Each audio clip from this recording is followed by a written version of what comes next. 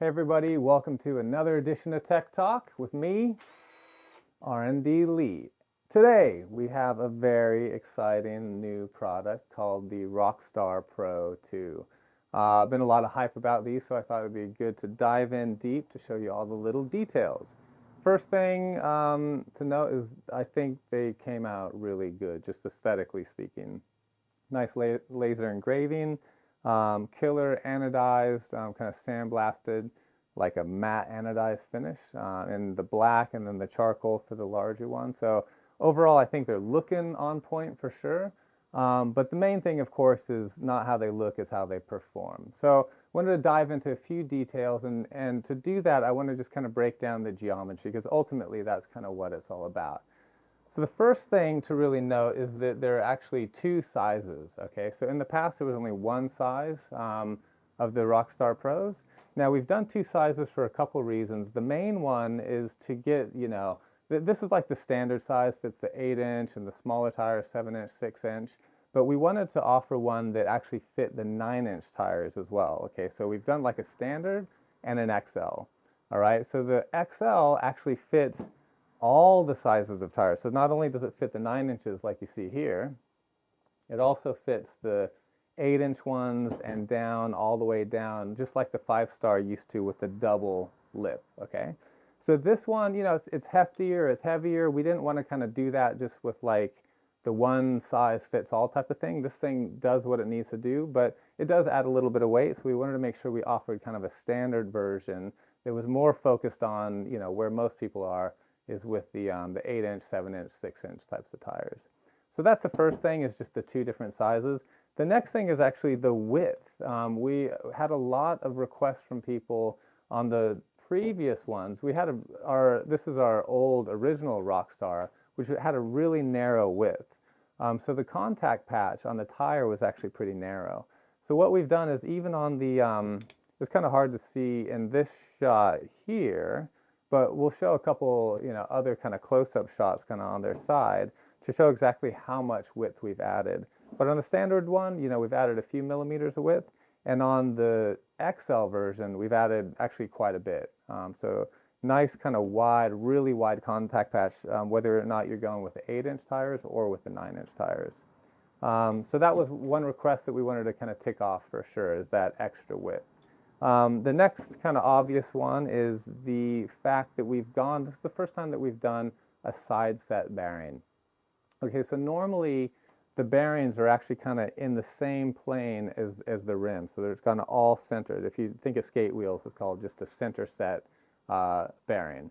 So what we've done is we've offset the bearings, so it's offset from the rims, right in line with this inside wall here. Okay, so we've done that to basically give more options to riders. So in kind of a standard position, this actually makes your trucks a little bit wider, so your tires sit out a little bit wider than normal. Now that was one request. We have from the Matrix 3s a few different kind of width options with the Matrix 3s. Well, this gives you another thing to play with. So this, in the standard setting, makes it a little bit wider, not much. Like this one, it's only offset from a standard hub about, 3.5 millimeters. So altogether, that's going to be 7 millimeters. That's like a quarter of an inch. So it's not like a bunch, but it's a little bit. Now, if you're someone who doesn't want your trucks wider, you want it narrower, flip it around and you actually have a narrower option. So what we did is we did that to give people more options. You want something wider, run it this way. You want it narrower, run it that way. So, best of both worlds for everybody. Now, the larger version, the XL version, is actually offset quite a bit more. So it has an 11 millimeter offset, which makes the whole kind of truck system almost like your wheel width, almost an inch. So it's like 22 millimeters wider, or 22 millimeters narrower. So like I said, you guys decide, what do you like? Wide or narrow? This gives you all the options.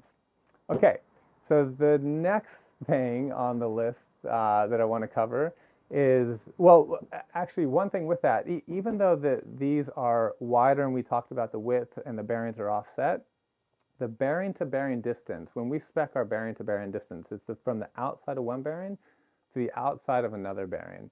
So that distance is the same on these hubs, the old hubs, both of the widths, everything. So everything NBS does always has the same bearing to bearing distance. So it's going to fit on every single hub. So no matter if the hub's wider or the tire's bigger, whatever, you're always going to be able to fit these on your trucks. Okay, so that's, for us, it's 38.2 millimeters is our bearing to bearing distance on all of our hubs.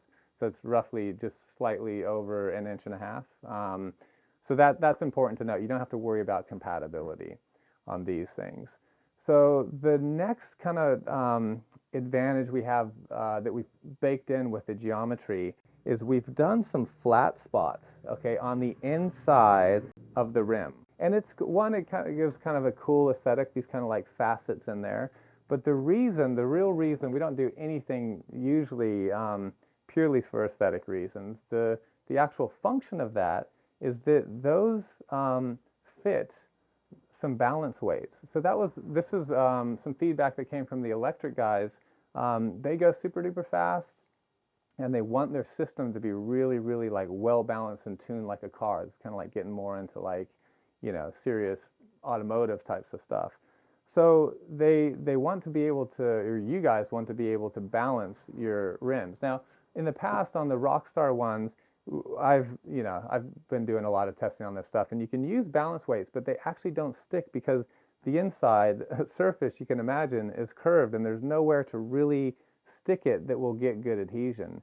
So what I've done is I've kind of faceted the insides here, and I've sized them to fit perfectly our balance weights. This is a pretty standard size for a balance weight, but we'll offer these balance weights as well, and that facet just fits perfectly the size of the balance weight. So you can add up multiple ones of those when it comes time to doing that. Actually, I'll do a separate video on how to balance your wheels, and you'll be able to see some of that in more detail. But that's just kind of one of those small details that actually functionally makes a big difference, because now you can balance your wheels and not worry about balance weights kind of flying off as you ride. So those are, you know, a lot of the big things with the geometry, but probably the biggest thing to talk about in the geometry is actually our old design was actually a three-piece design, so it had two rims and a spacer. And the advantages of that design is actually a really lightweight design. Now, if you're into like, you know, really, really lightweight hubs, still the Rockstar 2 is like, you know, the standard Rockstar 2 injection molded is like, that's an amazing. So if you're looking for the lightest and really strong, that's really good. These weren't much heavier, they're pretty comparable. But strength-wise on these ones, they're pretty strong in general, but when it comes to kind of like lateral loads and stuff like that, they could get out of true a little bit if you have some really big kind of side impacts with that three-piece design. So on the new Rockstar Pro 2, I've changed it to a two-piece design. So that added a little bit of weight because now you don't have kind of the gap in the middle. So that's kind of like, I guess, the disadvantage of it.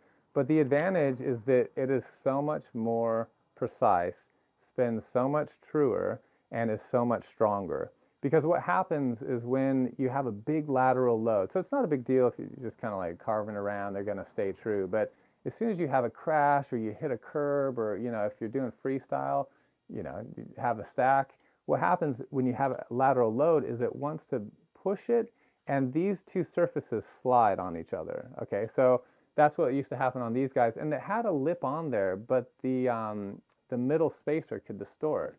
Now with the new ones, with the two-piece design, I've done a double lip. So basically we got a double lip overlap. There's an inner lip on the inside, and there's an outer lip, and the same, it's got the inverse mirror image of those. So when these guys lock together, there is absolutely no no play there. It is just locked in, it spins true, and even when you have these like massive side impacts, it still really, really holds its true. So in a little bit, we're going to do some testing with that. I'd actually like to smash a few things. As much as I hate to smash beautiful things sometimes, yeah, I think we've got to do it in the name of science. So we'll kind of get into that. Well, I don't know. Let's do it now, right? We've rearranged things because we are getting ready to smash some stuff. Like I said, look away if you hate to see beautiful things smashed. But this is, I like to do this. There's all different types of ways, testing, lab testing, those types of things. But what I like about a good old-fashioned smash test is that you can understand it. Dropping something from a certain height down onto the concrete tells you in real terms, what is going to happen when you smash yourself down. Hopefully not, but it happens. We've all been there. We've been that high and we've come down and we've smashed. So this is going to be what I like to call a real world test, all right? So as much as I kind of hate to do it, my standard is just like kind of head height down onto the concrete. So basically, and I'm going to do a couple on each one just for good measure, and we might even actually do a slow-mo in the last one. So first one onto the new Rockstar 2. Okay, good solid sound on that. I don't know if you guys caught that, but we're definitely kind of breaking some concrete. All right, and now I'm going to do the other one the same. All right, and good onto the concrete. Okay, now I'd like to show you those in slow motion as well, just so we can that'd be kind of cool to show. So we've gotten a good bend of the rim, and we'll go and kind of compare those guys to see how out of true they got with those good smashes. So what I want to show is how true this inner rim stays even after the smashes. So the out got pretty darn smashed up because there wasn't actually a tire on it. So we got some pretty good damage over there after getting a couple hits. But this inside rim where the wheel pulleys sit, gear drives, all that type of stuff stays super duper true. So I'll give it a spin. You can see even with all those crazy loads, this inside rim still stays nice and true, thanks to that kind of two-piece double lip design. Compare that to the old style Rockstar Pro, which just got absolutely annihilated. So for comparison purposes, I want to show you once again, this is the old Rockstar Pro, and this thing got absolutely smashed. Look at this inside rim and how out of true that is. Now keep in mind, that's a brutal test, and whenever you have a fall, like a side impact like that on a mount board, you get tossed to the ground and your board hits on its side, which is what we're trying to replicate here. Typically you have a tire on this thing and that takes a lot of the load. So you're not going to get these really bad, the rim damage or anything as extreme as this, but I wanted to show you the extreme because you can really see the difference of how this old Rockstar Pro fared in the test compared to the new Rockstar Pro 2, which actually fared quite well. All right, what did you guys think of that? Did you enjoy seeing the Rockstar get a good smashing, or did it make you cry? Leave a comment down below to let us know. And which one are you guys going to go for? Are you going to go for the standard Rockstar Pro 2 or the Rockstar Pro 2 XL because you're wanting a wider contact patch or a 9-inch tire? Let us know. I'm interested to see. Apart from that, make sure you watch the balancing video. I alluded to that with the faceted inner kind of faces there. Make sure you watch that to find out exactly how to balance your new Rockstar Pro 2s. Or if you're interested in some of the other components, check out our playlist of tech talks for the Matrix 3s and the decks and all the good new stuff. Apart from that, I will see you next time with more tech talk. I am R&D Lee signing off.